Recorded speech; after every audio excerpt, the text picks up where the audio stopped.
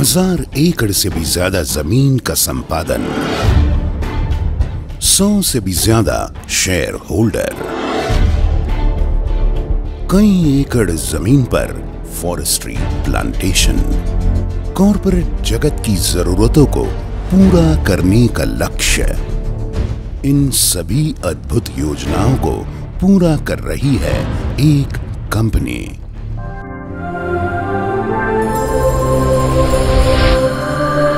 काइसेंग group. इस मकाम तक पहुंचने के लिए काम आया एक इंसान का अपने संकल्प पर अटूट विश्वास, सही दिशा की सोच और लोगों को साथ जुटाने का प्रयास। यह सब हुआ 10 साल की कड़ी मेहनत और लगन से। तो आइए मिलते हैं उज्जवल भविष्य की सोच रखने वाले इस कंपनी के संस्थापक एवं संचालक श्री सुधीर खोत जी से। इस नींव की शुरुआत हुई 1987 में पुणे एग्रीकल्चरल कॉलेज में बीएससी एग्री पढ़ने आए 2 युवाओं से, बार्शी से आए विजय भालके जी और कोल्हापुर से आए सुधीर खोत जी से। यहां सुधीर जी की दोस्ती हुई उनकी ही सोच वाले विजय भालके जी से। 1991 में बीएससी एग्री पदवी ग्रहण के बाद विजय जी अपनी एमएससी एग्री पदवी के लिए राहुरी विद्यापीठ रवाना हुए, तो सुधीर जी अपनी एमबीए पदवी पाने के लिए मुंबई में Sydenham institute of management and studies में दाखिल हुए। 1993 में जब मैं सिडनीहैम इंस्टीट्यूट ऑफ मैनेजमेंट की एमबीए फाइनल ईयर में था, तब काफ़ी सारे मल्टीनेशनल कंपनीज, इंडियन कंपनीज हमारे कॉलेज में कैंपस इंटरव्यू लेने के लिए आते थे। उन दिनों मैं अपनी जितने भी सारे क्लासमेट्स थे उनको मैं बोलता था कि एक दिन मेरी कंपनी भी अपने ही कॉलेज में कैंपस इंटरव्यू लेने के लिए आ जाएगी। दोस्त मेरे ऊपर हंसते थे। 1993 में अपनी एमबीए की उपाधि के साथ ही उन्होंने कॉरपोरेट जगत में अपनी पहली नौकरी हासिल की। ये उनके लिए एक अच्छा मौका साबित हुआ। इसी दौरान उन्होंने भारत भ्रमण किया। किसानों की जरूरतें समझकर उनसे व्यवहार करने का अवसर प्राप्त हुआ। अपनी मेहनत और लगन से उन्होंने जल्द ही कॉरपोरेट जगत में अपना नाम और स्थान प्राप्त किया। उनकी काबिलियत देखकर 1996 में कॉरपोरेट जगत की एक जानी मानी कंपनी ने उन्हें दुबई की जिम्मेदारी सौंप दी। यह जिम्मेदारी उन्होंने बखूबी निभाई। इसी दौरान 2001 में उन्हें सऊदी अरेबिया जाने का प्रस्ताव आया और उनका मन दुविधा में फंस गया। उन्होंने सोचा कि अगर मैं सऊदी अरेबिया जाता हूं तो जिंदगी भर संजोया हुआ अपना सपना मुझे भूलना होगा। तब उन्होंने अपनी जिंदगी का एक अहम फैसला लिया और वो सहपरिवार भारत लौट आए। जब मैं भारत लौट आया तो मैंने एक चीज़ तो दिमाग में अच्छी तरह से ठान ही ली थी कि मैं नौकरी नहीं करूँगा। अब ये बात फैमिली को कैसे बताए, ये बहुत बड़ी दुविधा थी। तो मैंने सोचा कि चलो 8-10 दिन घूम के आते हैं। जब 8-10 दिन के बाद वापस आए तो मैंने सोचा कि इंडिया में काफ़ी सारी अपॉर्चुनिटीज़ है और इस अपॉर्चुनिटी को लेके हम इंडिया में ही काम करेंगे। ये जब फैमिली को बात बताई तो फैमिली ने इसको मान लिया और मैं इंडिया में कंटिन्यूड रहना ये डिसाइडेड हो गया। 8-10 दिन वापस हो गए। उसके बाद तो मैंने जो डिसाइड किया था वो बम घर में फोड़ ही दिया। मैंने बोला कि मैं अब नौकरी नहीं करूँगा, मैं तो बिजनेस करूँगा। अब वो अपने सपनों को साकार करने के लिए तड़पने लगे और वो रिसर्च में व्यस्त हो गए। जैसे जैसे वो सोचते गए उन्हें कॉरपोरेट कंपनियां और रूरल मार्केटिंग में दूरियां नजर आईं और उन्होंने पाया कि कॉरपोरेट कंपनी की रूरल मार्केटिंग जिले तक ही सीमित है, जबकि जरूरत तहसील और गांव तक जाने की थी। इन्हीं दूरियों को मिटाने वाली संकल्पना ने रूरल रीच को जन्म दिया। जिंदगी में फिर से खुशहाली लौट आई। अनुभव बढ़ता गया। कार्यकक्षा बढ़ने लगी। संपन्नता के साथ रुतबा भी बढ़ गया। लेकिन सबसे हटकर सोचने वाले सुधीर जी का मन अब भी बेचैन था। इसी बेचैनी ने उन्हें एक बार फिर एक कठिन फैसला लेने पर मजबूर किया और वो परिवार समेत पुणे के लिए रवाना हो गए। जब मैं पूना वापस आया तो कोई ठोस उपाय योजना लेकर नहीं आया था। सोचा था कि व्यवसाय कुछ न कुछ तो ज़रूर करूँगा। कॉलेज के ज़माने से जो कॉन्ट्रैक्ट फार्मिंग के बारे में सोचा था वो करने की कोशिश की। तब समझ में आया कि कॉन्ट्रैक्ट फार्मिंग भी इतना इजी नहीं है।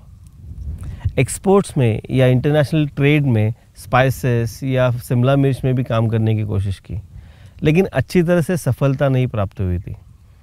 व्यवसाय करने के हेतु ऑफिस भी लिया था। ये सब कैलकुलेशन देखने के बाद ये समझ में आया कि कहीं तो भी कैलकुलेशन गलत हो रहा है। समझ में आया कि गलतियां तो इंसान से ही होती है। लंबी छलांग लगाने के लिए कभी कभी 2 कदम पीछे भी हटना पड़ता है। इन असफलताओं ने उन्हें झंझोड़ कर रख दिया और फिर से सुधीर जी दृढ़ निश्चय के साथ अपनी रिसर्च में जुट गए। इन दिनों वो किसी ऐसे बिजनेस की खोज में थे जिसमें रिसेशन ना हो, बल्कि लोगों को उसकी हमेशा जरूरत हो। इसी समय उन्होंने 6 प्रोफेशनल्स के बारे में कहीं पढ़ा और उन्होंने फाइनेंशियल प्लानर होने का निश्चय किया।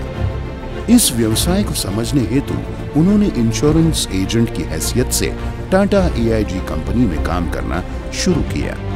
तब उन्हें कंपनी के बिजनेस एसोसिएट योजना के बारे में पता चला और उन्होंने अपनी काइजिंग मैनेजमेंट कंपनी को टाटा AIG कंपनी का बिजनेस एसोसिएट बनाया। इस कंपनी में उन्हें खुद का एक टेबल मिल गया और उनके ऑफिस का सपना अंशतः पूरा हो गया। सुधीर जी ने फिर कभी पीछे मुड़कर नहीं देखा। अपनी दूरदृष्टि और मेहनत से बनाया हुआ फाइनेंशियल कैलकुलेटर सुधीर जी ने 2 लाख लोगों को ईमेल द्वारा मुफ्त भेज दिया, जिसके नतीजे से उनका बिजनेस बढ़ने लगा और लोग जुड़ते गए। रूरल ईस्ट में तो हम काफ़ी सारी कंपनियों का काम करना चालू कर दिए थे। जैसे आइडिया है, कैस्ट्रॉल है, कोको कोला है, लोकमत है और काफ़ी सारी छोटी बड़ी कंपनियां थी। लेकिन जो भी काम करते थे उसमें मैं खुश नहीं था। कुछ ऐसे बड़ा काम करने का सपना था। उन दिनों काफ़ी सारे फेस्टिवल हुआ करते थे जो कि सेंट्रलाइज थे, एक हॉल में या एक ग्राउंड में रहते थे। तो मैंने सोचा एक अलग से हट के एक नया कॉन्सेप्ट बाज़ार में लेके आते हैं जिसमें फेस्टिवल एक डिसेंट्रलाइज्ड हो। तो मैंने लॉन्च किया 21 दिन का बड़ा प्रोग्राम जिसमें दशहरे से लेकर दिवाली तक Kolhapur Diwali festival, Coca Cola presents Lokmat Kolhapur Diwali festival 2001, जिसको हम KDF 2001 कहा करते थे, ये लॉन्च किया। एकदम सक्सेसफुली एग्जीक्यूटेड प्रोग्राम था जिसमें 210 से भी ज़्यादा कोल्हापुर सिटी के रिटेल आउटलेट्स शामिल हुए थे। लोगों की इच्छा और भय में ही सुधीर जी को अपनी अपॉर्चुनिटी दिखाई दी। सन 2009 में लोगों का विश्वास और जमीन खरीदने की इच्छा जानकर सुधीर जी ने अपनी हिम्मत जुटाई। फिर उन्होंने कोल्हापुर जिले के गगनबावड़ा गांव जाकर किसानों से 30 एकड़ जमीन खरीदने का वादा किया। कोल्हापुर से पुणे तक का सफर महज 250 किलोमीटर का है। इसी 5 घंटे के सफर में उन्होंने 30 एकड़ जमीन को लेने के लिए अपने सोच के साथ जाने वाले सहयोगी का चयन किया। इस सफलता से उनके सपनों को उम्मीद और जीने का मकसद मिल गया। सन 2009 से 2010 तक कई भागीदारों के सहयोग से 100 एकड़ से भी ज्यादा जमीन का संपादन कर लिया था। कॉरपोरेट कंपनियों को लगने वाला एग्री बेस रॉ मटेरियल की कमी को पूरा करने के लिए जन्म हुआ Sahyadri agricultural producer company limited का।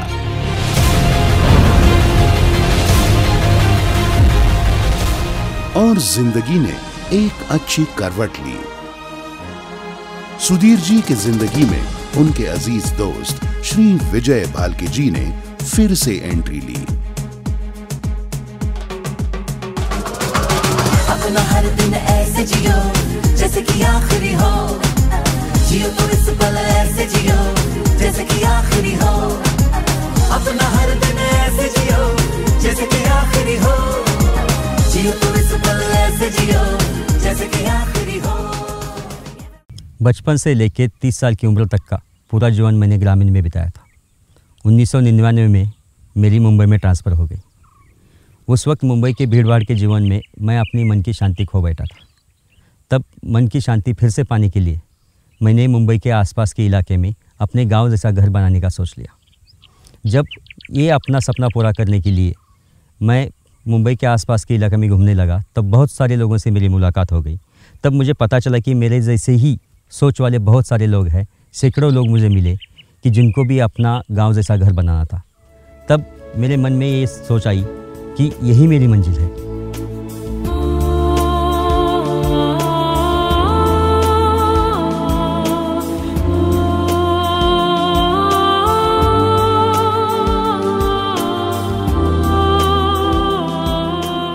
अपनी मंजिल की तरफ पहला कदम बढ़ाते हुए मैंने मुरबाड के आसपास 22 एकड़ ज़मीन खरीदी कर ली।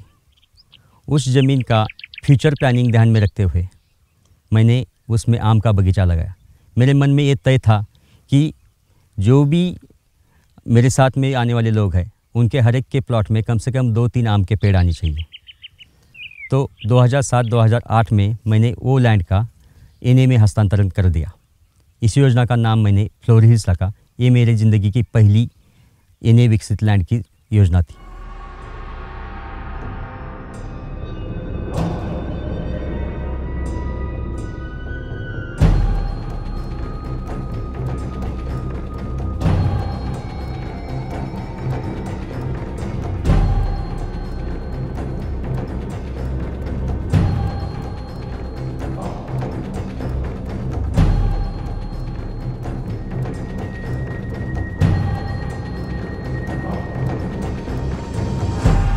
लोगों ने फ्लोरी हिल्स के डेवलपमेंट को बहुत पसंद किया।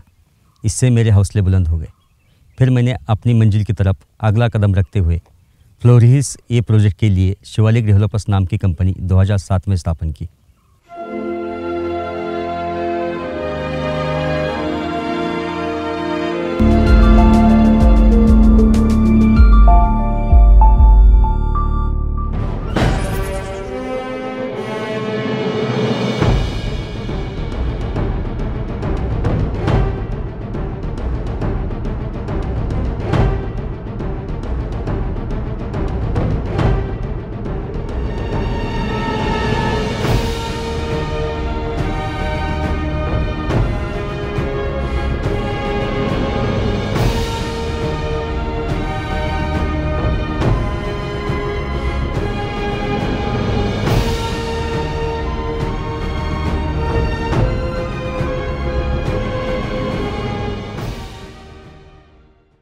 इसके बाद मैंने पीछे मुड़कर नहीं देखा। लोगों की पसंद और ज़मीन की भौगोलिक विविधताओं को देखते हुए मैंने पंचवटी, अंबर और क्षितिज ये 3 नई योजनाएं चालू की। इसी दौरान सन 2010 में मेरे पुराने दोस्त सुधीर से मेरी मुलाकात हो गई। सफलताएं उनके कदम चूम रही थी, लेकिन सफलताओं से संतुष्ट होकर रुकने वालों में से सुधीर जी नहीं थे। अपने एक काम से सुधीर जी नाखुश थे। वो था फाइनेंशियल प्लानिंग। उन दिनों किए गए फाइनेंशियल प्लानिंग के शिविरों से लोग काफी प्रभावित होते थे, किंतु खुद के फाइनेंशियल प्लानिंग करने में किसी की खासी रुचि नहीं दिखती थी। इस बात से सुधीर जी सोच में पड़ गए। अब उन्हें लोगों की पैसे के प्रति सोच बदलनी थी। वह फिर से अपने रिसर्च में व्यस्त हो गए। कई सारे फाइनेंशियल प्लानिंग के शो और शिविरों को देखने के बाद उनको पता चला कि वो जो समझाते थे वो केवल किताबी बातें थी। उसमें श्रद्धा या भावनाओं की जोड़ नहीं थी। तब उन्होंने लोगों के भविष्य की जरूरतों को और भावनाओं को समझते हुए फाइनेंशियल फिटनेस की शुरुआत की। 19 साल बाद मिले दोनों दोस्तों के पास अपने अपने क्षेत्र का अच्छा खासा अनुभव था। विजय जी जमीन का विकसन करने में माहिर थे तो सुधीर जी के पास कॉर्पोरेट जगत की मार्केटिंग का अनुभव था। वे दोनों एक दूसरे के लिए पूरक थे, इसलिए दोनों ने मिलकर साथ काम करने का फैसला लिया और इस काम को पूरा करने के लिए 2013 में काइजिंग रियलिटी प्राइवेट लिमिटेड की स्थापना की गई।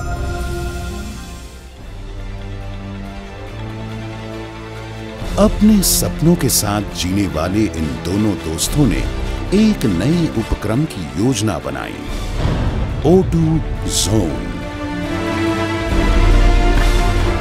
अब लक्ष्य है vision 2020। Sahyadri is a company with land bank of 5,000 acres under plantation. So, we are committed to convert 5,000 acre of wasteland into agri-land. G5000 movement.